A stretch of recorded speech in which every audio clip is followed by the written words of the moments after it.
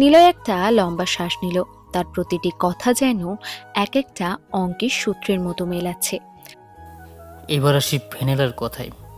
Black widow gang যখন ব্যাংকের physical attack করবে, তখন সিকিউরিটি সিস্টেমগুলো প্যানিক মোডে চলে যাবে। সাইলেন্ট অ্যালার্ম বাজবে, পুলিশকে সিগন্যাল বাড়াবে। ঠিক সেই মুহূর্তে নেটওয়ার্কে একটা প্রচণ্ড নয়েজ তৈরি হবে। আমি সেই নয়েজের আড়ালে man in the browser attack চালাবো। ব্যাংক ম্যানেজার যখন ভোল্ট থেকে টাকা সরানোর জন্য নিজের বায়োমেট্রিক আর কি কোড দিবে, তখন আমাদের স্কিপ সেই সিগন্যালটাকে মাঝপথে আটকে দিবে। ম্যানেজার স্ক্রিনে দেখাবে ট্রানজ্যাকশন ফেল্ড, কিন্তু বাস্তবে টাকাটা আমাদের ঘোস্ট ওয়ালেটে চলে যাবে। মাস্টার, আপনি কি ডাবল স্পেন্ডিং ট্রিকটা ইউজ করার কথা ভাবছেন? না সিএম, ডবল স্পেডিং কিবোর্ডে কাজ করে। ব্যাংকিংয়ের ক্ষেত্রে আমরা স্ল্যামার টেকনিক ইউজ করব। টাকাটা যখন আমাদের ওয়ালেটে আসবে, তার ঠিক 1 সেকেন্ড আগেই আমরা ব্যাংকের মেন সার্ভারকে অ্যাটাক দিয়ে শাটডাউন করে দেব। সিস্টেম যখন রিবুট হবে, তখন আগের ট্রানজ্যাকশন লগের কোনো হদিশই থাকবে না। ওরা জানবে না টাকাটা কোথায় গেছে। এটাকেই বলে ডিজিটাল অ্যাডভান্স ওয়াইপিং। নিলয় তার মনিটর ওপেন করে টার্মিনালে টাইপ করলো। অর্ক, তুই ভ্যানিলার লোকেশন ট্র্যাক করেছিস? হ্যাঁ মাস্টার, ওদের 6টা জ্যামার লাগানো মার্মেডিস এখন কমার্স ব্যাংকের দিকেই যাচ্ছে। ওইদিকে পুলিশও কিন্তু রেডি। আমরা যদি দুই দলের মাঝখানে পড়ি তবে কি হবে? নিলয় তার চেয়ারে বসে রিভলভিংটা দিতে দিতে বলল, আমরা মাঝখানে পড়ব না, আমরা থাকবো উপর লেভেলে। ভ্যানিলা হবে আমাদের ফিজিক্যাল পক্সি। পুলিশ ভ্যানিলার উপর নজর রাখবে, আর ভ্যানিলা ব্যাংকের উপর। এই পুরো ডামাডোল কেউ বুঝবে না যে 100 কোটি টাকা কোন ব্যাগে বা ভোল্ট থেকে বের হয়নি। ওটা সেই বাতাসের মতো কোডের আকারে উড়ে গেছে। আমাদের টাকা যখন ক্রিপ্টো মিক্সচারে ঢুকবে, তখন আমি top notch zero knowledge proof algorithm use করব। আমাদের এই টাকা যখন বাস্তবে ডলারে কনভার্ট হবে, তখন পৃথিবীর কোনো ইন্টেলিজেন্স এজেন্সি বলতে পারবে না এই টাকার মালিক কে ছিল। সিয়ামার মাসুম তার কিবোর্ডের আঙুল চালাতে শুরু করে। নিলয় তাদেরকে নির্দেশ দিতে লাগলো। সিয়াম, তুই ব্রাউজার এক্সপ্লয়টেশন ফ্রম ওয়ার্ক তৈরি কর। মাসুম, তুই ডার্ক ওয়েবে একটা ভিপিএন চেন তৈরি কর। ইন্ডিয়া, ব্রাজিল, পোল্যান্ড আর আইসল্যান্ড হয় যেন লোকেশন। আমরা যেন পুরোপুরি ইনভিজিবল থাকি। পুরো সাইবার রুমে এখন কেবল কিবোর্ডের অবিরাম টোকাটুকি চলছে। নিলয় তার বিশাল মনিটরের দিকে তাকিয়ে আছে। ম্যাপে ব্যাংকের আইপি অ্যাড্রেসটা এখন লাল থেকে হলুদ হয়ে গেছে, যার মানে তারা ভিতরের নেটওয়ার্কে ঢুকে পড়েছে। সোনার্ক, ভ্যানিলা যদি মনে করে সে এই শহরের রানী, তবে তাকে মনে করিয়ে দে যে ডিজিটাল লোকের রানী হওয়া সহজ, কিন্তু রাজা হওয়া অনেক কঠিন। আমরা আজ শুধু টাকা নিব না, আমরা সিস্টেমকে একটা মেসেজ দেব। টেবিল কখনো ভালো না, আবার টেবিল সবসময় খারাপও না। নিলয় শব্দ করে হাসতে থাকে। সে কিবোর্ড শেষে এন্টার বাটনটা চাপল। সাথে সাথেই ভেসে উঠল, target system primed, waiting for physical trigger. Zakir যে সময় নামাজ পড়ে কম্পিউটারের সামনে আসলো, তখন একটা ভিডিও আসলো তার ইমেলে। জাকির সেটা ওপেন করে, দেখে কিছু বাচ্চা ছেলে খেলা করছে। হঠাৎই একটা বাচ্চার বুকে হাত দিয়ে মাটিতে শুয়ে পড়েছে। তারপর তাকে হসপিটালে নিয়ে যাওয়া হয়। বাচ্চাটির ক্যান্সার ধরা পড়ে। চিকিৎসার জন্য টাকা নেই। বাচ্চাটা এতিম, সে মারা যায়। এটা দেখে জাকির কেঁদে ফেলে। তারপরে একটা এআই দিয়ে বানানো ভিডিও, সেখানে লোকটা বলছে, এ বাচ্চারা এতিম, তাদের পরিবার নেই, তারা চিকিৎসার অভাবে মারা যাচ্ছে। তাই আপনি যদি আমাদের চ্যারিটিতে দান করতে চান, তবে লিঙ্কে ক্লিক করুন। সব ডিটেলস সেখানে আছে। সম্পূর্ণ সত্য চ্যারিটি সংস্থা। জাকির দেরি না করে লিঙ্কে ক্লিক দেয়। সেখানে সাজানো গোছানো একটা সাইট দেখতে পায়। টানা 15 ঘন্টার পর জাকির বুঝতে পারে এটা ট্রাস্টেড সাইট, কোনো মিথ্যে নেই। সে 1 লাখ টাকা সাথে সাথেই দান করে দেয়। তারপর লিঙ্ক থেকে বের হয়ে আসে। তার বাড়ি ফেরার পালা। রাত 12টা বেজে গেছে প্রায়। ঠিক রাত 12টা বাজার সাথে সাথেই ন্যাশনাল কমার্স ব্যাংকের বিশাল ভবনের সামনে চারটা কালো রঙের মার্সিডিজ মেব্যাচ এসে ব্রেক থামালো। গাড়ি থেকে নামলো মিস ভ্যানেলা আর তার ভয়ঙ্কর ব্ল্যাক উইন্ডো গ্যাং। সবার হাতেই শার্প মেশিন গান, পরনে ট্র্যাকটিক্যাল কাপড়। ভ্যানেলা তার পিঙ্ক মাস্কটা ঠিক করে নিল, তারপর বলে, অপারেশন শুরু করো। মিতু, জ্যামার অন করো। শাকিল, গেটের সিকিউরিটি গার্ডদেরকে সাইলেন্সার দিয়ে নক আউট কর। আমাদের হাতে মাত্র 30 মিনিট সময়। ভ্যানেলা যখন ব্যাংকের সামনে দরজা ভেঙে ঢুকেছে, ঠিক সেই সময়ে ব্যাংকের আশেপাশে থাকা সব সিসিটিভি ক্যামেরার মধ্যে মাসুম সবই দেখেছে, নিলয়ও দেখেছে। ওদের সামনে 7টা মনিটর, এক একটা মনিটরে এক একটা লেয়ারে সিকিউরিটি কোড চলমান। নিলয় তার ব্লুটুথ হেডসেটটা কানে দিয়ে বলল, সিয়াম, টিকার ready. Vanilla physical perimeter beach করেছে। এখন ব্যাংকের ইন্টারনাল অ্যালার্ম বাজার কথা, কিন্তু বাজছে না কেন জানিস? কারণ আমি অলরেডি ওদের সাইলেন্ট অ্যালার্ম সিস্টেম একটা ইনফিনিট লুপ ইনজেক্ট করে দিয়েছি। পুলিশ ভাবছে ব্যাংক এখনও শান্ত। মাস্টার, ভ্যানিলা ম্যানেজারকে ড্রাঙ্ক করে সাইবার রুমের দিকে নিয়ে যাচ্ছে। আমি সিসিটিভি ফুটেজ দেখতে পেয়েছি। নিলয় কিবোর্ডে আঙুল চালালো। স্ক্রিনে ভেসে উঠল আইডি অ্যাডমিনের জাকির হোসেনের পিসির ডেস্কটপ। নিলয় হাসে। জাকির সাহেব, আপনার মেলটা ওপেন করার জন্য ধন্যবাদ। আপনার পিসির মধ্যে আমি এখন ব্যাংকের সুইফট গেটওয়েতে বসে আছি। অর্ক, ডিএনএ স্পুকিং শুরু কর। ওদিকে ব্যাংকের ভিতরে ভ্যানেলা ঢুকে পড়েছে। সিকিউরিটিদের মেরে ফেলেছে তারা। সোজা ম্যানেজার মোরাদের সামনে আসে সে। এ কি, আপনারা কারা? এভাবে ব্যাংকের ভিতরে ঢুকলেন কেন? চুপ শালা, তোকেই তো খুঁজছি রে। Security, security. বলছি না চুপ কর শুয়োরের বাচ্চা, চল। ভ্যানিলা ম্যানেজারকে চুলের মুঠি ধরে সার্ভার রুমের বায়োমেট্রিক প্ল্যানারের সামনে গিয়ে দাঁড় করালো। ভ্যানিলা একটা ধারালো ব্লেড ম্যানেজারের গলার চামড়ার সামনে চেপে ধরে বলে, পাসওয়ার্ড আর থাম ইমপ্রেস দে বুড়ো। যদি 100 কোটি টাকা রিলিজ করতে 5 সেকেন্ডও দেরি করিস, তবে তোর কলিজা আমি ছিঁড়ে ফেলবো এখানেই। ম্যানেজার ভয়ে কাঁপতে কাঁপতে তার পাসওয়ার্ড টাইপ করে এবং আঙুলে ছাপ দিল। বায়োমেট্রিক প্যানেলটা সবুজ হয়ে উঠল। সার্ভার রুমের দরজাটা শব্দ করে খুলে গেল। ভ্যানিলা ভিতরে ঢুকে মেন টার্মিনালের সামনে বসে। তার হাতে একটা হ্যাকিং ডিভাইস। সেটা দিয়ে সে টাকা নিজের অফশোর অ্যাকাউন্টে ডাইভার্ট করতে চায়। ম্যানেজার, ট্রানজ্যাকশন উইন্ডো ওপেন কর এখনই। ম্যানেজার স্ক্রিনে টাকা ট্রান্সফারের কমান্ড দিল, কিন্তু ঠিক সেই মুহূর্তেই স্ক্রিনটা অনেকবার কাঁপতে শুরু করে। ভ্যানিলা অবাক হয়ে দেখে সে কোনো কমান্ড দেওয়ার আগেই স্ক্রিনে একটার পর একটা মেসেজ আসছে। Unauthorization access found, bypassing security protocols, transaction initiated. কি হচ্ছে এটা মাহিন? আমাদের ডিভাইস কি কাজ শুরু করে দিয়েছে? না লিডার, আমি তো এখনো ট্রানজেকশন করিনি, কিন্তু টাকাগুলো তো এখন ট্রানজেকশন করা হচ্ছে। 100 কোটি টাকা তো এক নিমিষেই ভ্যানিশ হয়ে যাচ্ছে লিডার। ভ্যানিলা ম্যানেজারের গলা টিপে ধরে।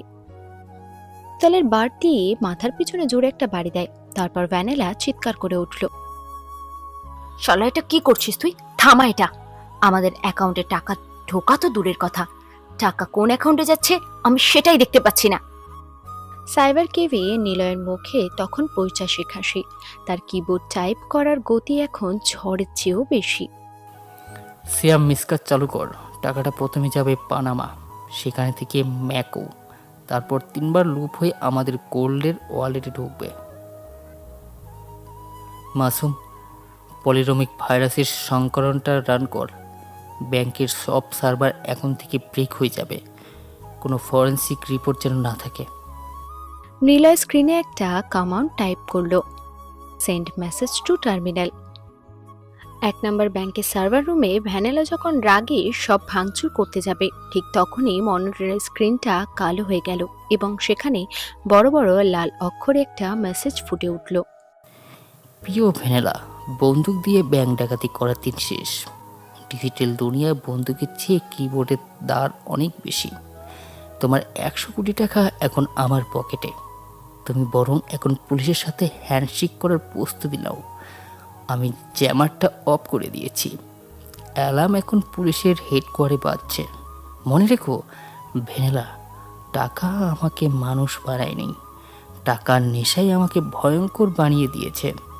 কারণ যার হাতে টাকা তার হাতে সময়, আইন আর মানুষের ভবিষ্যৎ। গুড বাই ব্ল্যাক উইডো, ইতি মিস্টার দ্য ডেভিল। কথাটা বলেই নিলয় উঠে দাঁড়ালো। তারপর গায়ে লম্বা কালো রেনকোট, একটা কালো হ্যাট আর মুখে কালো মাস্ক পরে নিল। অর্ক আমতা আমতা করে বলে, কোথায় যাবে মাস্টার? মাইন্ড গেম খেলতে। আমি অন্ধকার বহুবার আলোর খোঁজার চেষ্টা করেছিলাম, পাইনি। তাই একবার যখন অন্ধকার জগতে পা দিয়েছি, তা আলোকে আমি ফাঁক অন্ধকারে খেলতে যাচ্ছি মাইন্ড গেম। অর্ক, তোর বাইকটা নিলাম। নিলয় কথাটা বলেই বের হয়। ওদিকে ভ্যানেলা স্তব্ধ হয়ে দাঁড়িয়ে রইল। তার শরীরের রক্ত যেন হিম হয়ে গেছে। সে জীবনে অনেক বড় বড় মাফিয়া দেখেছে, কিন্তু তার চোখের সামনে থেকে 100 কোটি টাকা চোখের পলকেই কেউ এভাবে হাওয়ায় উড়িয়ে দেবে, এটা তার কল্পনার বাইরে ছিল। কে জানোয়ার? কেই মাস্টার দ্য ডেভিল? কেই শয়তান? ঠিক তখনই বাইরে সাইরেনের শব্দ শোনা গেল। ডজন খালিক পুলিশের ভ্যান ব্যাংকটাকে ঘিরে ফেলেছে। ভ্যানেলা বুঝলো সে ফেসে গেছে। সে টাকাও হারালো, আবার পুলিশের টার্গেটও হলো। সে তার টিমকে পালাতে বলে, সেও দৌড় দেয়। ওদিকে অর্ক, সিয়াম আর মাসুম হাঁ করে তাকিয়ে আছে স্ক্রিনের দিকে, কারণ স্ক্রিনের শেষ মেসেজটা দেখা যাচ্ছে। ব্যালেন্স 100 কোটি 25 লক্ষ টাকা। ব্যাংকের অ্যালার্ম বাজার সাথে সাথেই চারপাশ থেকে পুলিশের সাইরেনের শব্দ শোনা যায়। রিয়াদ নামের পুলিশ অফিসার আজকে ভ্যানেলাকে ধরার জন্য এসেছে। সে তার বিশাল ফোর্স নিয়ে ব্যাংকের সব এক্সিট পয়েন্ট ব্লক করে রেখেছে। ভ্যানেলা তার হাত থেকে পিস্তলটা কোমরে গুজে নিল। সে তার টিমকে ব্যাকআপ নিতে বলল। সে দ্রুত দৌড়ে গিয়ে তার কালো বুলেট প্রুফ মার্সিডিজ গাড়িতে উঠে বসে। ঠিক সেই মুহূর্তেই রিয়াদ মাইক হাতে নিয়ে স্পিকারে বলে, ভ্যানেলা, তুমি পালাতে পারবে না। তোমার পালানোর সব পথ আমরা বন্ধ করে দিয়েছি। আত্মসমর্পণ করো, তবেই হয়তো প্রাণে বাঁচবে। ভ্যানিলা আর কোনো কথা বলে না, গাড়ির গিয়ার চেঞ্জ করে এক্সেলেটারে চাপ দেয়। তখনই গাড়িটা পুলিশের ব্যারিকেড লক্ষ্য করে ছুটে যায়। রিয়াদ অবাক হয়ে দেখে ভ্যানিলার আত্মসমর্পণ করার বদলে সরাসরি লড়াই বেছে নিয়েছে। গাড়িটা প্রচন্ড গতিতে ছুটে এসে সামনে দুজন পুলিশ অফিসারকে চাপা দিয়ে দিল। তারা আর্তনাদ করে ছিটকে পড়ল রাস্তার একপাশে। ফায়ার, ওপেন ফায়ার, চাকা লক্ষ্য করে গুলি করো। মুহূর্তের মধ্যেই পুলিশেরা অটো গুলি চালায় ভ্যানেলার দিকে।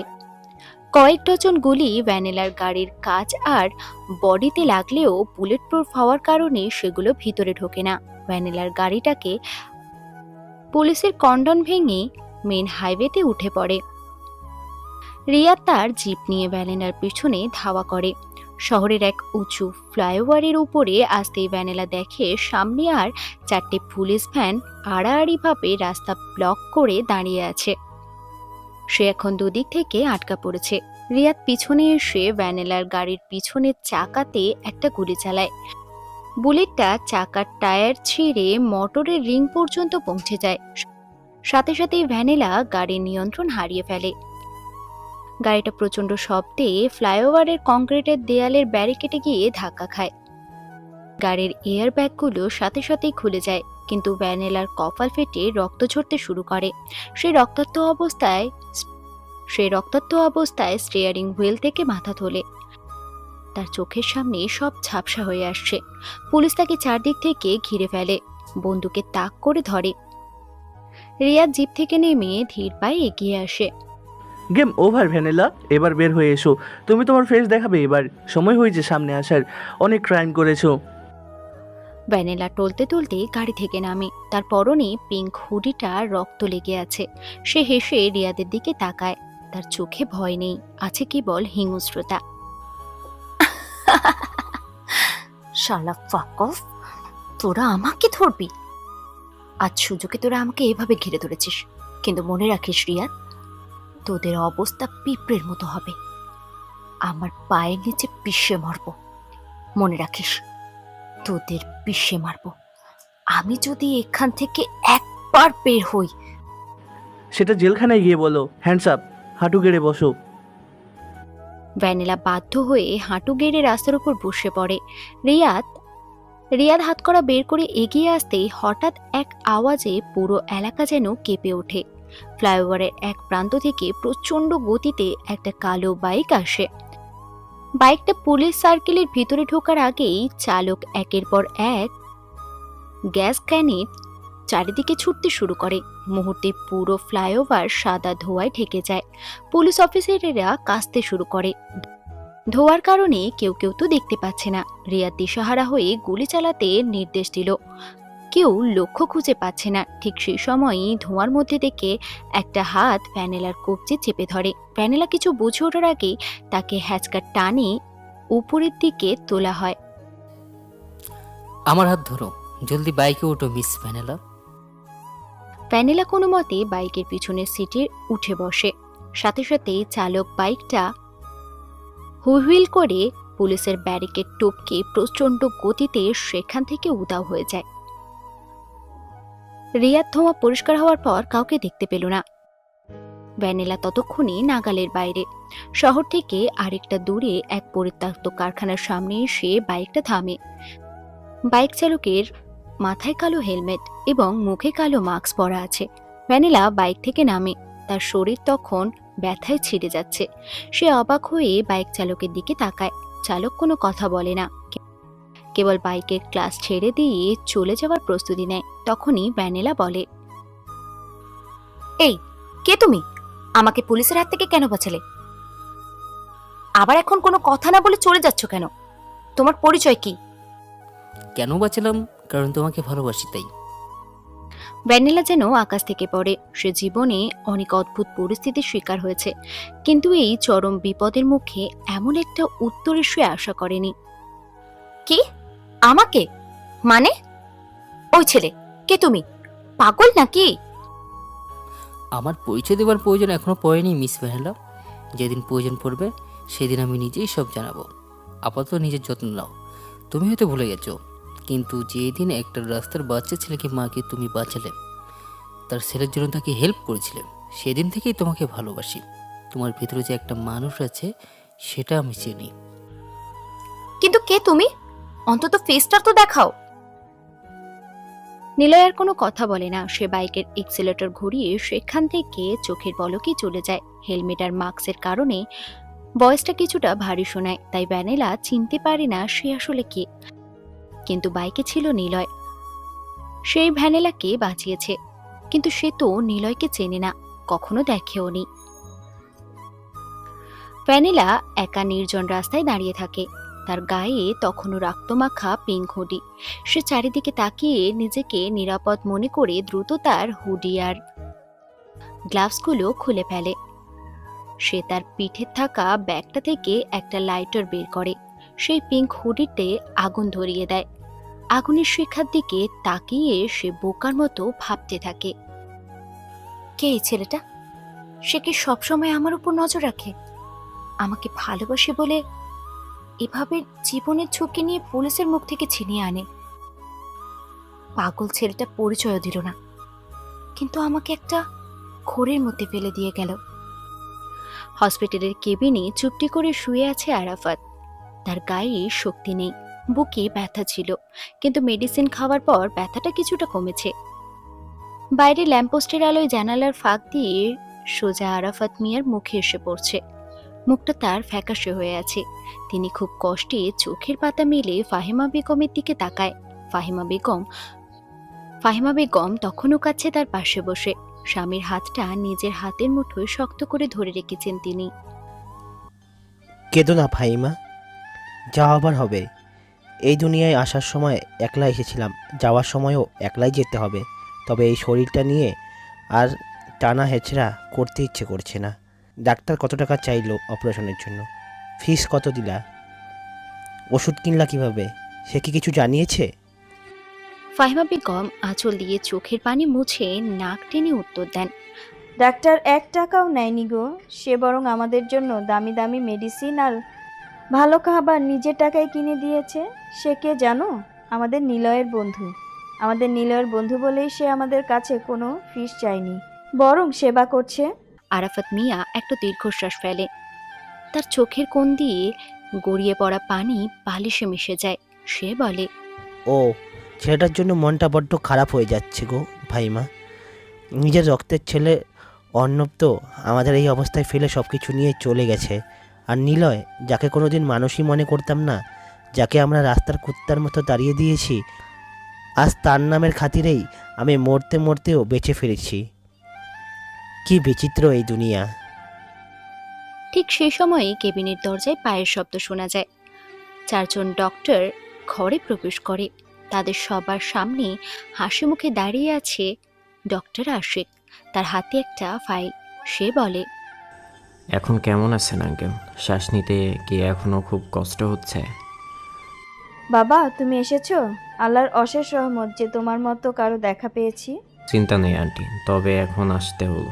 আসলে একটা খুশির খবর দিতে এসেছি। ওনাকে অপারেশন থিয়েটারে নেওয়ার সব প্রস্তুতি শেষ।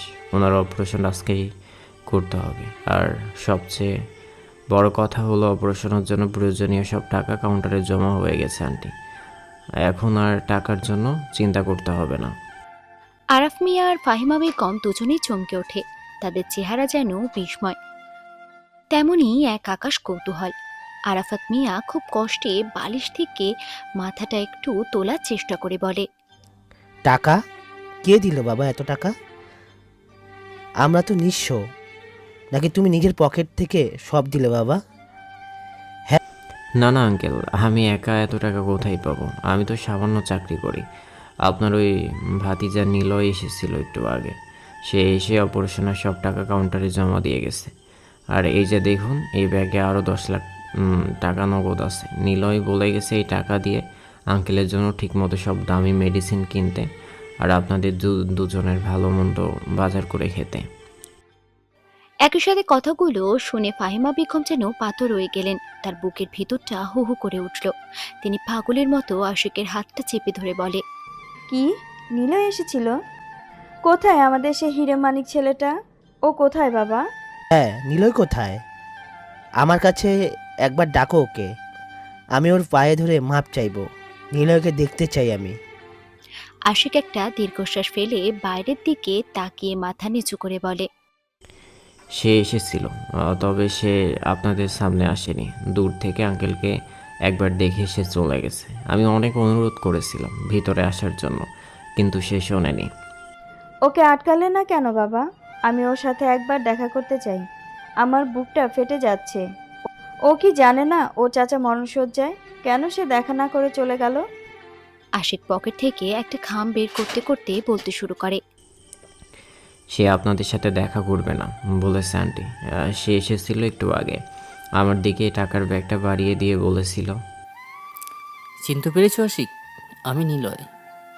এই যে নাও চাচার অপারেশনের জন্য সব টাকা। আর এই যে 1 লাখ টাকা তোমার জন্য আলাদা ফিস। যদিও জানি তুমি বন্ধু হিসেবে নেবে না, তবুও এটা রাখো। আর বাকি এই 10 লাখ টাকা চাচির হাতে দিবে। ওনাদের বলবে কোনো অভাব যেন না রাখে। ফাহিমা বেগম টুকরে কেঁদে উঠলেন। তিনি চেয়ারে ধপ করে বসে পড়েন। আশিক বলে, আমি তাকে অনেক আটকাতে চেয়েছিলাম আন্টি। আমি বলেছিলাম, নিলয় তোমার চাচা সাথে দেখা করে যাও, ভিতরে চলো। কিন্তু সে শুধু একটু হেসেই বলে, না আশিক, যাদের সাথে রক্তের সম্পর্ক নেই তাদের সামনে যাওয়ার সাজে না। অপদার্থ কুলাঙ্গার হয়ে সামনে যেতে চাই না। শুধু আঙ্কেলকে সুস্থ করে তুলো, এটাই তোমার কাছে আমার অনুরোধ। তারপর সে চলে গেছে আন্টি।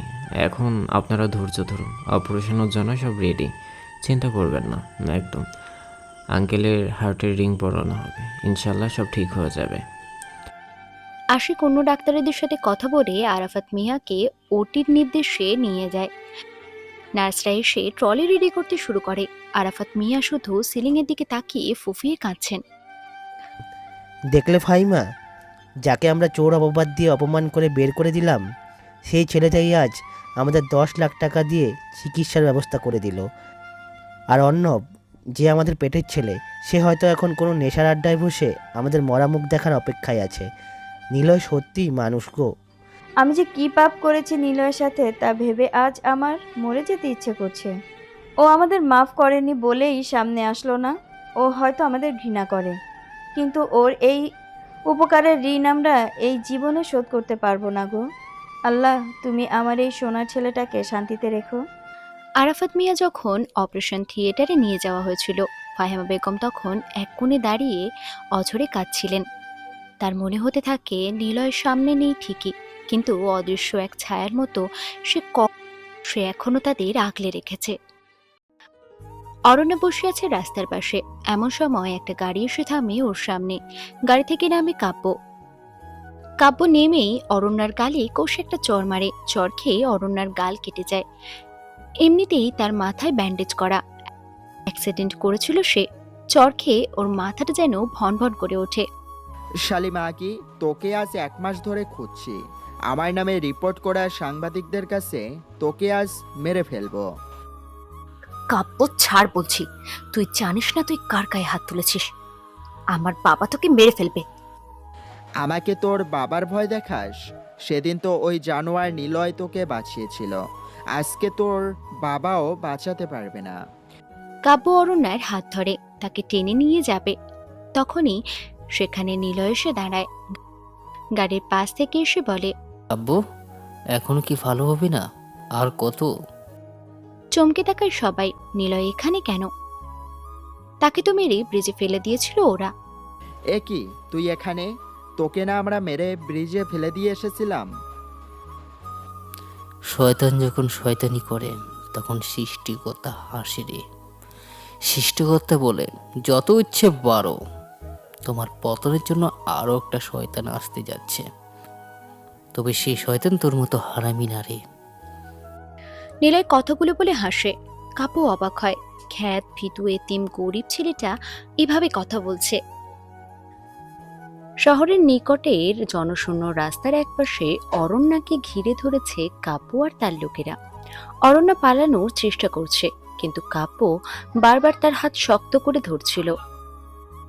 ঠিক সেই মুহূর্তে রাস্তার মোড়ে ঘুরে বাইক নিয়ে এগিয়ে এলো নিলয়। নিলয়কে দেখা মাত্রই কাব্যের চোখ দুটো বিস্ময়ে কপালে উঠল। সে অরণ্যার হাত ছেড়ে দিয়ে কয়েক পা পিছিয়ে নিলয়কে বলে, তুই কিভাবে বেঁচে আছিস নিলয়? আমরা তোকে পিটিয়ে মেরে ব্রিজের নিচে ফেলে দিয়েছিলাম, উপরওয়ালা কি তোকে ফেরত পাঠিয়েছে? নিলয় পকেটে হাত গুজে দাঁড়িয়ে খুব শান্ত গলায় জবাব দিল, এত কথা বলার সময় নেই কাব্য। এই দিক দিয়ে যাচ্ছিলাম, দেখলাম তোরা একটা মেয়েকে বিরক্ত করছিস। যা, মেয়েটাকে ছেড়ে দিয়ে ভালোই ভালোই চলে যা, ঝামেলা বাড়াস না। কাব্য হো হো করে হেসে উঠল। তার লোকেরা নিলয়কে চারপাশ থেকে ঘিরে ধরার চেষ্টা করে। ছাড়বো না। ওই দিন এত মারার পরেও তুই বেঁচে গেছিস ভাগ্যের জোরে, কিন্তু আজকে তুই আর বাঁচবি না। আজকের সূর্যটা তোর জীবনের শেষ দেখা হবে। আর হ্যাঁ, তোর বোনকে কিন্তু কিয়াসের সাথে বিয়েও দিয়ে ফেলেছি। কাব্য অরণ্যাকে এক ঝাটকায় ধাক্কা দিয়ে সরিয়ে দিল। সে নিজের হাতের আঙুল ফাটালো এবং নিলয়ের দিকে এগিয়ে যায়। অরণ্যা ভয় পেয়েছে। সে চিৎকার করে ওঠে, কাব্য, নিলয়কে কিচ্ছু করবি না তুই। আমি এখনই পুলিশকে ফোন করছি। খবরদার, ওর গায়ে হাত দিবি না। চুপ কর অরণ্যা, আগে এই আপদটাকে পৃথিবী থেকে সরাই, তারপর তোর হিসাব নিচ্ছি। আজ কোনো পুলিশ তোকে বাঁচাতে আসবে না। কাব্য যখন নিলয়ের খুব কাছে চলে এসেছে, নিলয় তখনও মুচকি হাসছে। সে অরণ্যার দিকে তাকিয়ে হঠাৎ গম্ভীর গলায় বলল, অরণ্যার চোখ বন্ধ করুন এখনই। অরণ্যা কিছু না ভেবে সাথে সাথে নিজের চোখ দুটো বন্ধ করে নিল। নিলয় তার হাতের মুঠোয় লুকিয়ে রাখা এক মুঠো শুকনো ধুলো কাব্যের চোখ লক্ষ্য করে ছুঁড়ে মারে। কাব্য তার বন্ধুরা চোখ গেল বলে চিৎকার করে ওঠে। সেই সুযোগে নিলয় অরণ্যার হাত শক্ত করে ধরে বাইকের দিকে দৌড় মারে। জলদি উঠুন, সময় নেই। অরণ্যা বাইকের পিছনে বসতেই নিলয় বাইক স্টার্ট দিয়ে নিয়ে চলে যায়। পিছন থেকে কাব্য বলে, শালা মাদার চাঁদ, নায়কের মতো ভাব নিয়ে আসলে আর এখন চোরের মতো পালালি কেন? কাপুরুষ, তোকে এবার যেখানেই পাবো এক্কেবারে মেরেই ফেলবো।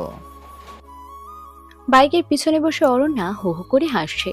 বাতাসের ঝাপটায় তার চুলগুলো উঠছে। কিছু দূর আসার পরেই হঠাৎ করে বাইকটা 2-3 বার শব্দ করে থেমে যায়। কি হলো, থামলে কেন?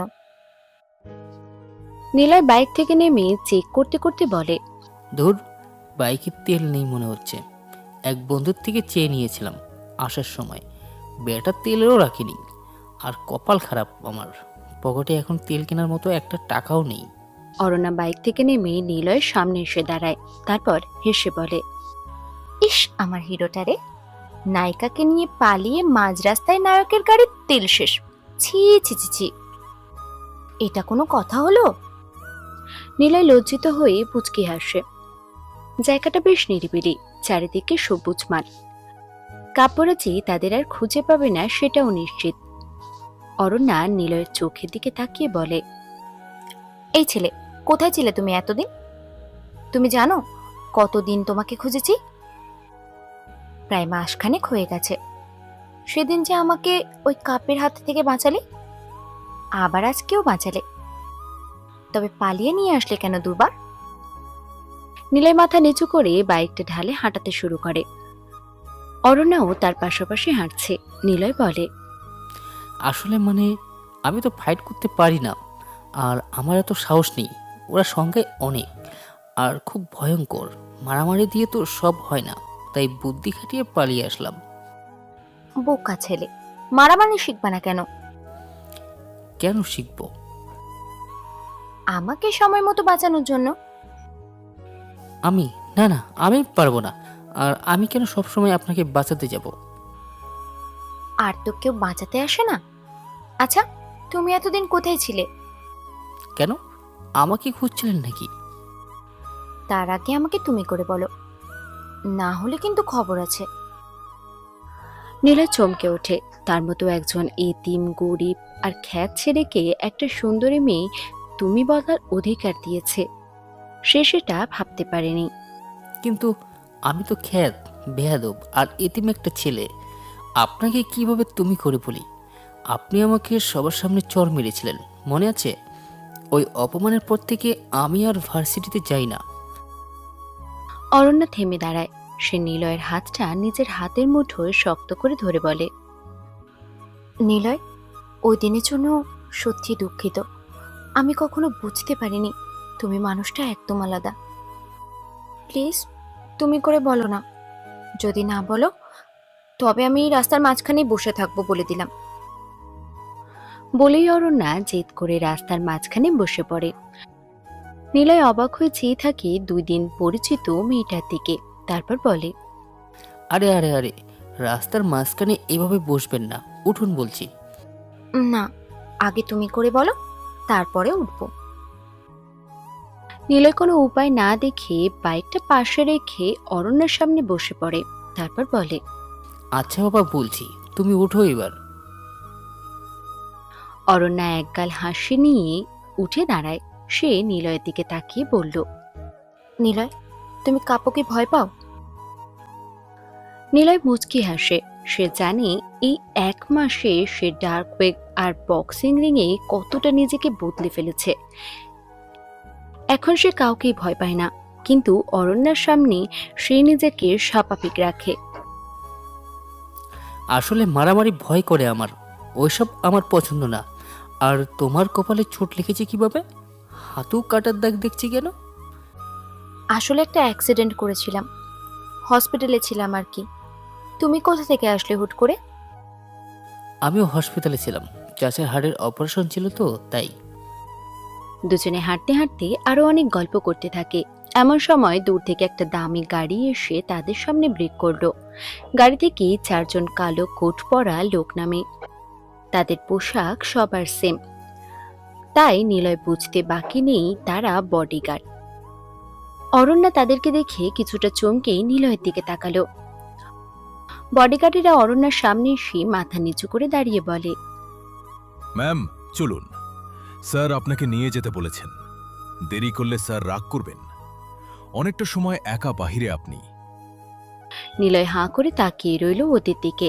সে কল্পনাও করতে পারেনি অরণ্যা এত বড় ঘরের মেয়ে। অরণ্যা নিলয়ের দিকে ফিরে হাসি দিয়ে বলল, নিলয়, অবাক হইও না, আসলে এরা আমার বাবার লোক, আমাকে নিতে এসেছে। তোমার নাম্বারটা দাও তো জলদি, পরে জানাবো আমার বাবা কি করে। এখন যাই, হ্যাঁ? নিজের খেয়াল রেখো। আর হ্যাঁ, এই নাও টাকা, বাইকের তেল কিনে নিও। যদি না কেনো তবে তোমার খবর আছে। নিলয় শুকনো একটা হাসি দেয়, তারপর দ্রুত তার নাম্বারটা দিল অরণ্যাকে। অরণ্যা গাড়িতে উঠে হাত নাড়াতে নাড়াতে চলে গেল। নিলয় নির্জন রাস্তায় একা দাঁড়িয়ে থাকে। তারপর সে হাসতে শুরু করে। বাইকে উঠে বসলো নিলয়। তারপর বাইকে স্টার্ট দেয়। বাইকে তেল ছিল ঠিকই, কিন্তু নিলয় ইচ্ছে করেই অরণ্যার সাথে কথা বলার জন্য তেল ফুরিয়ে যাওয়ার নাটক করে। নিলয় তার ডান হাতের দিকে তাকায়। 500 টাকার নোটটা সে পকেটে পুরে নিলয় চলে যায় সেখান থেকে। রেবেকার বেশ্যাপল্লীটা আজ যেন একটু বেশি থমথমে হয়ে আছে। ঘরের এক কোণে মিমকে সাজিয়ে গুছিয়ে বসিয়ে রাখা হয়েছে। গায়ে জড়ানো পৃথ্বীরাজ ফলের রাঙা শাড়ি। মিমের গায়ের রংটা দুধে আলতা। সে শাড়ির সাথে মিশিয়ে তাকে এক অপার্থিব সৌন্দর্যের অধিকারী দেখাচ্ছে। ঠোঁটে একদম হালকা একটা লিপস্টিক, আর মুখে নামমাত্রই মেকআপ, কারণ মিম জন্মগতভাবে একটু মায়াবী আর কিউট, যে তার মুখে ভারী কোনো রংচঙের প্রয়োজন পড়েনি। তাকে সাজানোর দায়িত্ব পেয়েছে সালমা নামের একটা মেয়ে। সালমা যখন সাধারণ সরঞ্জাম নিয়ে রুমে ঢোকে, তখন সে দেখতে পায় রেবেকা মিমের মুখ চেপে ধরে জোর করে ভাত খাওয়াচ্ছে। মিম দুদিকে মাথা নাড়িয়ে বাধা দিচ্ছিল, কিন্তু রেবেকার শক্ত হাতের কাছে সে বড়ই অসহায়। রেবেকার রাগের মাথায় মিমের গালে কষে একটা চড় বসিয়ে দিল। থাপ্পড়ের শব্দ পুরো ঘরটা কেঁপে উঠল যেন। তারপর বলে, খা, তুই কি মরতে চাস? মরার আগে আমার থেকে বেরিয়ে যাওয়া ডাবল টাকা উঠিয়ে দিয়ে যাবি না? তবে মনে রাখিস, ওই শান্তিনগর বেশ্যাপল্লীতে একবার যে আসে সে কখনো নিজের ইচ্ছাতেও মরতে পারে না। তোর কি মনে হয় তুই গলায় ফাঁস নিয়ে মরবি আর আমি বসে বসে দেখব? এত সহজ না রে, কারণ আমার এই ডেরার প্রতিটা ঘরে একটা গোপন ক্যামেরা লাগানো আছে। শুধু নাই, যে ঘরে রাত বিরাতে পুরুষদের সাথে ঢলাঢলি চলে সেই ঘরে। তাই কে কি করবি আর কে মরার চেষ্টা করবি সব আমি জানতে পারবো, বুঝেছিস? এটা দুনিয়ার জাহান্নামের মতো জায়গা, আর তুই এখানে এসেছিস তোর অতীতের করা বড় কোনো পাপের শাস্তি পেতে। এজন্য এখান থেকে সহজে পালাতে পারবি না। তোকে এখন থেকে আমার কথা মতো চলতে হবে। তোকে আমি একবার সব নেব না রে। তোর শরীরের মূল্য 30% টাকা তুই প্রতিবার পাবি। আমি অন্য মহিলাদের মতো অতটা খারাপ না, বুঝলি? এর জন্য যত বেশি খরিদ্দার টানতে পারবি ততই তোর লাভ। কেউ যদি 1000 টাকা দেয় তবে তার থেকে 300 টাকা আর আমার, আর 300 টাকা তোর, আর 700 টাকা আমার। আমি এইসবে কোনো দিন হক ফাঁকি দেই না, কারণ আল্লাহর দুনিয়ায় টাকার মূল্য অনেক বেশি রে। তবে তার থেকেও বেশি মূল্য হলো তোদের মতো জোয়ান মেয়েদের শরীর। তবে সেই মূল্যর মেয়াদ শুধু যৌবন থাকা পর্যন্তই থাকে। এই যে আমাকে দেখ, এখন আমার বয়স হয়েছে, শরীর ঝুলে গেছে, তাই আর কোনো মত্ত টাকা দিয়েও এখন আমার কাছে আসে না, এমনকি ফ্রিতেও শুতে চায় না। কিন্তু তোর এখন অনেক মূল্য। তোর এই যৌবন ধরে রাখতে হলে তোকে পেট ভরে খাবার খেতে হবে। তুই এখন থেকে শান্তিনগরের, তোর নাম তো আমি পিয়া দিয়েছি, এই নামেই এখন কাস্টমার তোকে ডাকবে। শালা ব্যাটা, মানুষ একটু কচি মাল পেলেই হলো, লালন তো বলে গেছে, জাতপাত দেখার সময় এখন আর কারো নাই। মিম অপলক দৃষ্টিতে নিচের দিকে তাকিয়ে থাকে।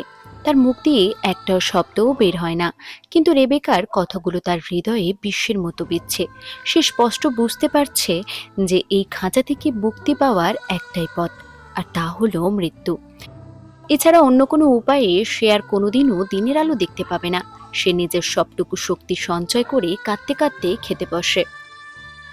আজ তাকে বাঁচতে হবে, যদি কোনোদিনও এখান থেকে বেরিয়ে তার ভাইয়ের কাছে যেতে চায়। সেই আশা সে পেট পুড়ে খায়। রেবেকা তৃপ্তির হাসি হাসে। সে তার পানির পিক জানালার বাইরে ফেলে দিয়ে সালমার দিকে তাকিয়ে বলে, ওই শালি, মালটাকে একদম হুড়পড়ির মতো সুন্দর করে সাজাবি, যেন শুধু ব্যাটা ছেলেরাই নয়, এমনকি মেয়েরাও যেন ওকে দেখে কি বলে, এখনকার জমানায় আরে ওই যে ব্রাশ না কি যেন খাই। ওটা কেরাস না রেবেকা আপা? হ্যাঁ, এই তো, দে ওর মুখটা একদম সুন্দর করে ঘষে মেজে সাজিয়ে দে। আর সাবধান, বেশি যেন আবার গল্প করিস না। ঠিক 1 ঘন্টা পর একটা বিরাট বড় মালদার পাঠিয়ে আসবে এই ঘরে। সে মাত্র 2 ঘন্টার জন্য 5,000 টাকা অগ্রিম দিয়ে গেছে। পিয়া, তুই যদি সেই লোকটাকে একটু আদর্শ করে খুশি করতে পারিস, তবে আমার আর তোর দুজনেরই লাভ অনেক বেশি হবে। রেবেকা কথাগুলো বলে ঘর থেকে বেরিয়ে যায়। কিন্তু রেবেকা যাওয়ার সময় বলে যাওয়া কথাগুলো শুনে মিমের হাত থেকে ভাতের লুকমাটা পড়ে যায়। সে এমনিতেই বিয়ের রাতে 3 জন নরপিচাসের হাতে নির্মমভাবে ধর্ষিতা হয়েছে, এখন আবার একজন অপরিচিত পুরুষ নিয়ে শুতে হবে। ভাবতেই তার কলিজা শুকিয়ে খাট হয়ে যায়। সে একটা শুকনো ঢোক গিলে নিজের গালটা পরিষ্কার করার চেষ্টা করলো। তার দুটো চোখ বেয়ে পানি অঝরে ঝরতে থাকে। সালমা চুপচাপ মিমের পাশে এসে বসলো। সে খুব যত্ন করে মিমের চোখের পানি মুছিয়ে দিতে দিতে ম্লান গলায় বলল, কাঁদিস না বই, প্রথম প্রথম এমন একটু খারাপ লাগবই, পরে দেখবি সব সহ্য হয়ে গেছে। আমি এই নোংরা লাইনে আজ 4 বছর ধরে আছি। প্রথম 6 মাস আমিও বুঝতে পারিনি আমার লগে আসলে কি হইতাছে। পরে যখন সব বুঝলাম, ততক্ষণে আমার শরীর আর মন সব সয়ে গেছে। কাইন্দা আসলে এখানে কোনো লাভ নাই। এখানে আমাদের চোখের পানির থাইকা আমাদের সুন্দর গায়ের গন্ধই খদ্দেরদের কাছে অনেক বেশি মূল্যবান। আমরা সুস্থ থাকলে আপার কাছে টাকা, আর যদি অসুস্থ হই তবে আমাদের দেখার জায়গা এখানে কোনো মানুষ নাই বইন। কথাগুলো বলতে বলতে সালমা সাজিয়ে দিল তাকে। মেয়েটা দারুণ সাজাতে পারে। সে পার্লারের কাজ করতো আগে। মেকআপের কাজ শেষ করে সালমা উঠে দাঁড়ায়। মিম মূর্তির মতো চুপচাপ বসে থাকে। তার চোখের ভাষা পড়ার শক্তি কারণ নেই। সালমা আবারও মিমের দিকে তাকিয়ে বলে, এখন আর কান্দিস না, সাজ নষ্ট হয়ে গেলে রেবেকা আপা তোরে আইসা অনেক মারবো। আমি এখন যাই। আগে আমি নিজেই বিছানায় শুইতাম, অন্য বেডাগো লগে কিন্তু এখন শরীর ভাঙছে বইলা একটু কম শুই। এখন আমার কাজ হলো শুধু নতুন মেয়েগো সাজিয়ে দেওয়া।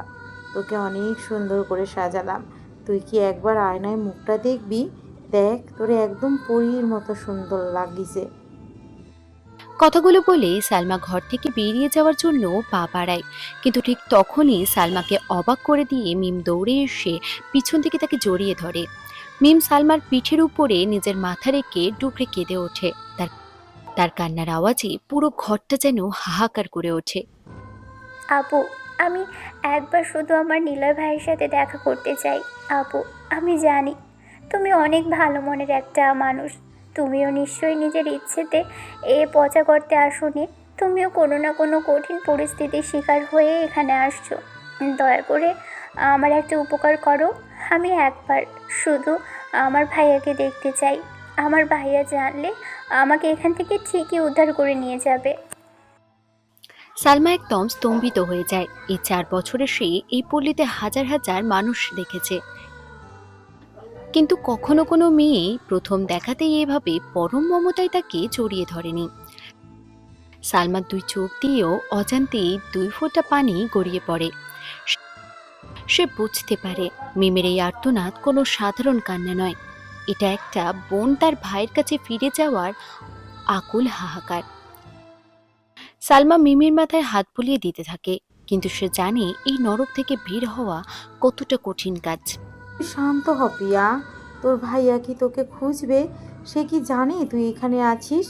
এখানে কোনো বাইরের খবর পৌঁছানো মানে নিজের মরণ ডেকে আনা। রেবেকা আপা জানতে পারলে আমাদের কাউরে আস্ত রাখবে না। তবুও আমি দেখব তোর লাইগা কিছু করা যায় কি না। এখন তুই চোখটা মোছ, খদ্দের আইসা পড়বো। মিম আর কিছু বলে না, তাকে বিছানায় বসিয়ে চলে যায় সালমা। নিলয় বাইক পার্ক করে খুব দ্রুত পায়ে ওর মেন অফিসে বা আন্ডারগ্রাউন্ড বাড়িতে প্রবেশ করে। ভ্যানিলার সাথে রাতের সেই ঘটনার পর নিলয়ের চেহারা এখন এক ধরনের স্থিরতা বিরাজ করছে। সে ঘরে ঢোকে, তার রিভলিং চেয়ারে বসতেই অর্ক এগিয়ে আসে। ভাই কোথায় গিয়েছিলে? কালকে রাত থেকে তোমাকে পাচ্ছি না, ফোনও বন্ধ ছিল। আমরা তো চিন্তায় পড়ে গিয়েছিলাম। আর তোমার কথা মতো আমরা আরও পিসি বিল্ট আপের জন্য যা দরকার ছিল সব কিছু নিয়ে আসলাম। নিলয় কোনো উত্তর না দিয়ে ঘরের চারপাশে নতুন সেটআপগুলো দেখতে থাকে। ঠিক তখনই মাসুম তার ল্যাপটপ থেকে মুখ তুলে বলতে শুরু করে, আর তোমার অর্ডার মতো আমি ডার্ক ওয়েব থেকে অনেক হাইলি ডিভাইস অর্ডার করেছি। এই যে দেখো, এটা হলো পোকা ক্যামেরা। এটা দেখতে একদম ক্ষুদ্র একটা পোকা ক্যামেরার মতো, যা সিসি ক্যামেরার কাজ করে। আমরা যে কোনো দরজায় কি হলো বা সিদ্ধ দিয়ে এটাকে ভেতরে পাঠিয়ে দিতে পারবো।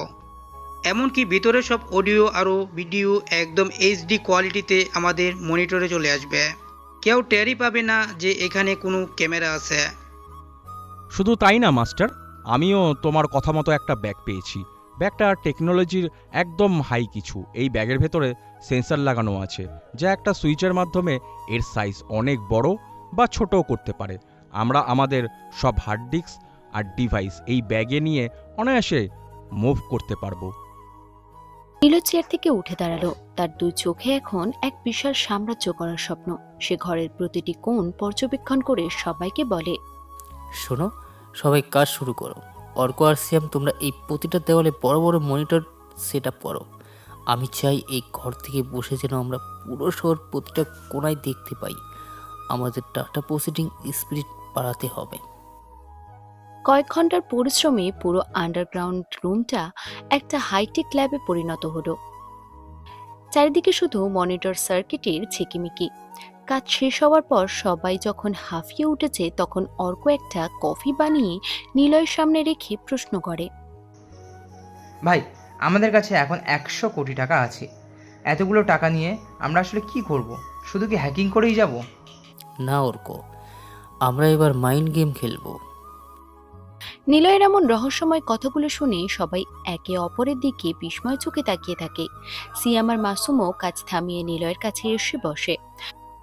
নিলয় কফিতে একটা চুমুক দিয়ে চেয়ারে দুলতে দুলতে বলতে শুরু করে, বুঝলি না তো তোরা, বিষয়টা অনেক গভীর। না ভাই, আমরা কিছুই বুঝতে পারছি না। এত টাকা দিয়ে মাইন্ড গেম মানে কি? দেখ, একটা প্রবাদ আছে যে পাপ কখনো চাপা থাকে না। আমরা হ্যাকার, কিন্তু দুনিয়ার নজরে আমরা শুধু অপরাধী। আমাদের পরিচয় দেওয়ার মতো কিছু নেই। তাই আমাদের উচিত এই অপরাধের মাধ্যমে পাওয়া সম্পদকে এমনভাবে ভালো কাজে কনভার্ট করা যেন কেউ আমাদের দিকে আঙুল তুলতে না পারে। যেমন ধর, আমরা যে 100 কোটি টাকা হ্যাক করলাম, এখন পুরো দেশের পুলিশ আমাদের মানে হ্যাকারদের পিছনে মনে হয় পড়ে গেছেন। তাই আমরা যদি এই হঠাৎ বড় কিছু করি, তবে সবার সন্দেহ আমাদের দিকে যাবে। তাই আমাদের একজন ভালো অ্যাডভাইজার দরকার, বিশেষ করে বিজনেসের জন্য। আমি চাই আমরা একটা লিগ্যাল বিজনেস শুরু করি। আমাদের হ্যাকিংয়ের কালো টাকাগুলো হোয়াইট মানিতে কনভার্ট করতে হলে আমাদের প্রকাশ্যে বিজনেস করতে হবে। আমরা খুব ছোট বিজনেস থেকে শুরু করে বড় হব। আমাদের সফলতার গল্প সবাইকে শোনাবো। পুরো পৃথিবী ভাববে আমরা 4 জন কঠোর পরিশ্রম করে এই অবস্থানে এসেছি। কিন্তু একমাত্র আমরাই জানবো যে আমাদের এই সাম্রাজ্য ভিত্তি আসল হ্যাকিং। এতে করে আমাদের আইন সুরক্ষা যেমন থাকবে, তেমনই আমাদের পরিচয় গোপন থাকবে। নিলয়ের এমন শান্ত ভাবনা শুনে সবাই পুরো শকড হয়ে যায়। আসলে নিলয় মাস্টার হওয়ার যোগ্য, কারণ তারা এর আগে যতবারই বড় অঙ্কের টাকা হাতিয়েছে ঠিকমতো সেগুলো ভাগ করার আগেই হয় লোকেশন লিক হয়েছে, নতুবা টাকা ট্রান্সফার করতে গিয়ে ঝামেলা পোহাতে হয়েছে। কিন্তু নিলয়ের এই প্ল্যান তাদের একদম সাধারণ মানুষের কাতারে নিয়ে আসবে, যেখানে কেউ ভাবতেই পারবে না যে এই 4 জন অল্প বয়সী আসলে দেশের সেরা হ্যাকার। এমন সময় অর্কের ফোনটা টেবিলের উপরের থেকে সজোরে বেঁচে ওঠে। অর্ক স্ক্রিনের দিকে তাকিয়ে দেখে তার পরিচিত একটি নাম্বারে কল এসেছে। সে কিছু সময় ফোনটার দিকে স্থির হয়ে তাকিয়ে থাকে, কিন্তু রিসিভ করে না। রিং হতে হতে কলটা কেটে যায়। ওর সাথে সাথেই কল আসে। মাসুম তাকিয়ে বলে, কিরে, ফোন রিসিভ করছিস না কেন? অনেকক্ষণ ধরে বাজছে তো। এমনিতে মন চাইছে না এখন কারোর সাথে কথা বলতে। আরে রিসিভ তো কর, কি এমন গুরুত্ব কাজ তোর? দেখ না কে ফোন দিল। রাফাত ফোন করেছে, আমার মামাতো ভাই। তো রাফাত, তোকে কখনো খারাপ নজরে দেখিনি।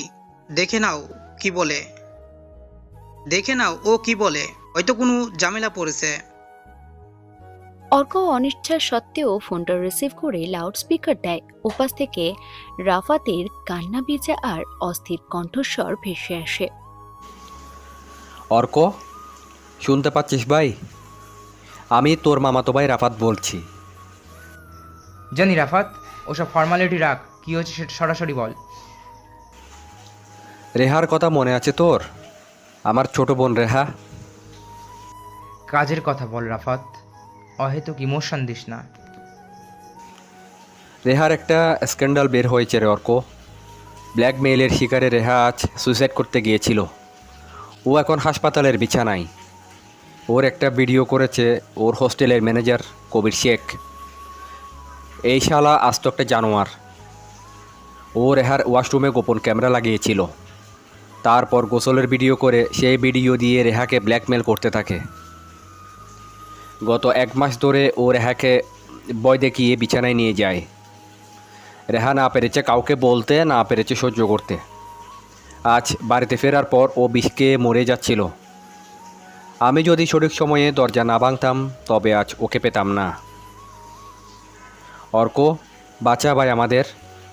আমি জানি তোর সাথে আমার মা বাবা অনেক অন্যায় করেছে, তোকে বাড়ি থেকে বের করে দিয়েছিল, কিন্তু রেহা তো তোকে সবসময় বড় ভাইয়ের মতোই সম্মান করেছে। আমি তো তোকে কখনো অন্য নজরে দেখিনি। আমার মা বাবার উপর তোর রাগ থাকতে পারে, কিন্তু রেহা তো তোর বোন বল।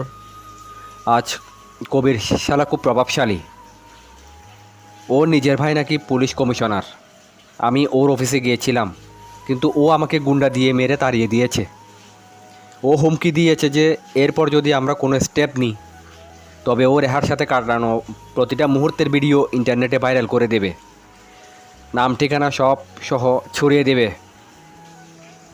আমি একা কিছু করতে পারছি না ভাই, তুই আয় আমার সাথে, আমরা গিয়ে ওই শালার সাথে কথা বলবো। অর্ক রাফাতের কথাগুলো শুনে একদম স্তব্ধ হয়ে গেল। তার হাত কাঁপছে। সে ভাবতেই পারেনি তার ছোট মামাতো বোনটার সাথে এমন ঘটনা ঘটতে পারে। ফোনটা স্পিকারে থাকায় সবাই প্রতিটা কথা মন দিয়ে শুনেছে। অর্ক নিলয়ের দিকে তাকায়।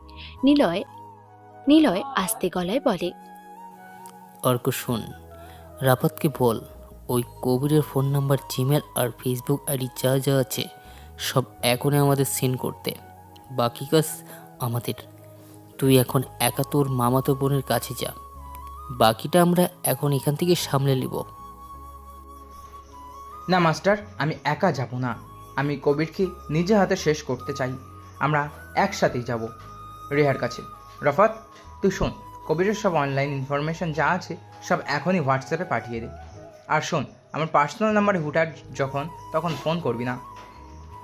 আমি এখন বড় একটা বিজনেস শুরু করেছি, তাই খুব বিজি থাকি। তবে আমার এক বন্ধু আছে যে গোয়েন্দা বিভাগে কাজ করে, তার সাহায্য নিয়ে আমি দেখি কি করা যায়। তুই এখন রাখ, আমি আসছি। অর্ক ফোন কেটে দেয়। সে করুণ চোখে তাকিয়ে থাকে নিলয়ের দিকে। নিলয় মুচকে হাসে। অরণ্যা ড্রয়িং রুমের মাঝখানে দাঁড়িয়ে আছে। তার সামনে সোফায় বসে আছে তার বাবা আলতাফ চৌধুরী। তিনি অত্যন্ত শান্ত ভঙ্গিতে রিমোট টিপে টিভির নিউজ চ্যানেলটা অফ করে দিলেন। তারপর চশমা টেবিলের উপর রেখে মেয়ের দিকে তাকালেন। আলতাফের চোখে মুখে বুদ্ধিমানেদের পরিচয় বহন করে।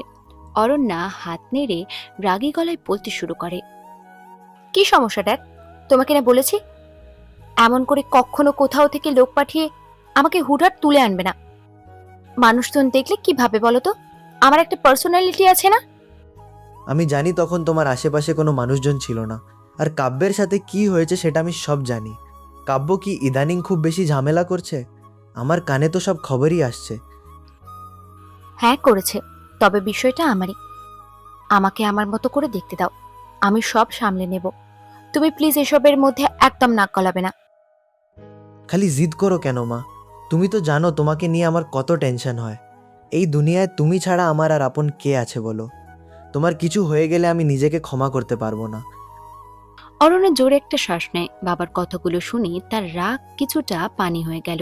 সে ধীর পায়ে এগিয়ে গিয়ে সোফায় বাবার পাশে এসে বসে। তারপর আলতাফের কাঁধে মাথা রাখলো। আলতাফ চৌধুরী পরম মমতায় মেয়ের চুলে বেনি কেটে দিতে দিতে মৃদুস্বরে বলতে থাকেন, আমি তো তোমাকে বারবার বারণ করি এভাবে একা একা বাইরে না ঘুর, কিন্তু তুমি আমার কথা শোনো না। আমার পরিচয় গোপন রেখেই তুমি ভার্সিটিতে যাও। ওদিকে কাব্যের সাথে ঝামেলাটা দিন দিন বড় করছো। তোমার জন্য ওটাকে তুলেও আনতে পারছি না, কারণ তুমি বারণ করেছো। বাবা তুমি চিন্তা করো না তো। আমি জানি তুমি যদি একবার কাব্যকে তোমার লোকেরা তুলে এনে তোমার হাতে তুলে দেয়, তবে তুমি তাকে পিস পিস করে কাটবে। কিন্তু আমি এত সহজে সবকিছু শেষ করতে চাই না। আমাকে একটু আমার মতো করে থাকতে দাও না। আমি তো চাইলেই তোমার লোকদেরকে নিয়ে ওই কাব্যকে সোজা উপরে পাঠিয়ে দিতে পারি, কিন্তু আমি দেখতে চাই ও শেষ পর্যন্ত কি কি করতে পারে। ও তো তোমার পরিচয় জানে না, জানলেও নিজে এসে তোমার পা ধরবে। কিন্তু আমি একটা বিশেষ জিনিসের জন্য অপেক্ষা করছি। আপাতত আমি আমার পড়াশোনা নিয়ে শান্তিতে থাকতে চাই। আচ্ছা বুঝলাম, তবে গত 1 মাস ধরে তুমি এদিক সেদিক অনেক ঘুরেছো বলে শুনেছি। কাকে যেন হন্যে হয়ে খুঁজেছো তুমি? কে সে? তার নাম কি? চাইলে আমি হেল্প করতে পারি। অরণ্য চমকে উঠে তার বাবার কাঁধ থেকে মাথাটা সরায়। সে বড় বড় চোখ করে আলতাফের দিকে তাকালো। ঠিক সেই সময়ই ঘরের কাজের মহিলা 2 কাপ চা ট্রেতে করে দিয়ে যায়। আলতাফ চায়ে এক চুমুক দিয়ে মুচকি হাসলো। অরণ্য ভাবতো সে তার বাবার পরিচয় গোপন রেখে বলেই বাবা তার উপরে নজর রাখে না, কিন্তু সেটা ছিল তার মস্ত বড় ভুল। আলতাফ সবসময় ছায়ার মতো তার মেয়ের উপরে নজর রাখে। অরণ্য ভ্রু কুঁচকে জিজ্ঞাসা করে, ড্যাড তুমি এসব জানলে কিভাবে? তুমি কি আমার পিছনে গোয়েন্দা লাগিয়ে রেখেছ? তোমার কি মনে হয় আমি তোমার কোনো খবর রাখি না? আমার একমাত্র মেয়ে বলে কথা। তুমি কোথায় যাচ্ছ আর কার সাথে কথা বলছো সব আমার নখদর্পণে। আসলে ড্যাড ওই বিষয়টা তেমন কিছু না। আমি সব জানি। ওই ছেলেটাকে খুঁজছিলে তাই না, যে প্রথম দিন ওই কাব্যের হাত থেকে তোমাকে বাঁচালো? কিন্তু ওই ছেলেটা তো দেখলাম একদম হাবাগোবা, পুরাই একটা বলদ মার্কা ছেলে। তোমার মতো এত স্মার্ট আর স্ট্যান্ডার্ড একটা মেয়ে কিভাবে এমন একটা খ্যাত ছেলের পেছনে 1 মাস সময় নষ্ট করলো? আমি তো অন্য কিছুর গন্ধ পাচ্ছি। ড্যাড তুমি না দিন দিন অনেক ফাজিল হয়ে যাচ্ছ। এমন করে কেউ নিজের মেয়ের সাথে কথা বলে? অরণ্যা লজ্জা পেয়ে আর কোনো কথা খুঁজে পায় না। সে তাড়াতাড়ি নিজের মুখের সামনে চায়ের কাপটা ধরে আড়াল করার চেষ্টা করে। আলতাফ চৌধুরী মেয়ের এই লজ্জা পাওয়া দেখে হু হু করে হাসতে থাকে। বুঝি মা, সব বুঝি। আমরা তো শুধু বাবা মেয়ে না, আমরা তো ভালো বন্ধুও। এখন সরাসরি বলো তো আসল ঘটনা কি? ওই ছেলের মধ্যে কি এমন দেখলে? আসলে ড্যাড ওই দিন ওই শালা কাব্যকে ভেবেছিলাম আমি নিজেই পেটাবো, কিন্তু কোথা থেকে হুট করেই যে ওই নিলয় এসে আমার হাত ধরে টেনে নিয়ে গেল। ও কাব্যের মাথায় একটা বাড়ি মেরে আমাকে নিয়ে ওখান থেকে পালালো। ছেলেটা দেখতে খুবই সাধারণ, তবে ওর চোখে মুখে কোনোদিন আমি অন্য ছেলেদের মতো নোংরামি বা লালসা দেখিনি। ছেলেটা একটু ভীতু জানি, তবে মানুষ হিসেবে অনেক ভালো। ও তাহলে ছেলেটার নাম নিলয়? যাক, নামটা তো জানা গেল। কবির কথা একদম সত্য যে প্রেম কখনো বলে কয়ে আসে না। কখন কার ওপর প্রেম আসে সেটা ওই ব্যক্তি নিজেও আগে থেকে জানে না। উফ ড্যাড থাকো তুমি তোমার ওই ফালতু কথা নিয়ে, আমি গেলাম। অরণ্যা লজ্জারাঙা হয়ে দ্রুত সিঁড়ির উপরে তেজের ঘরের দিকে চলে যায়। আর আলতাফ চৌধুরী পিছনের দিকে তাকিয়ে একা একাই হাসতে থাকে। দেশের প্রভাবশালী স্বরাষ্ট্রমন্ত্রী আলতাফ চৌধুরী, তার মেয়ে হওয়া সত্ত্বেও অরণ্যা তার বাবার পরিচয় গোপন রেখে একদম সাধারণ মানুষের মতো চলাফেরা করে। এই বিষয়টা আলতাফের কাছে ভাবায়। মেয়ে কখন না জানি বিপদ হয়।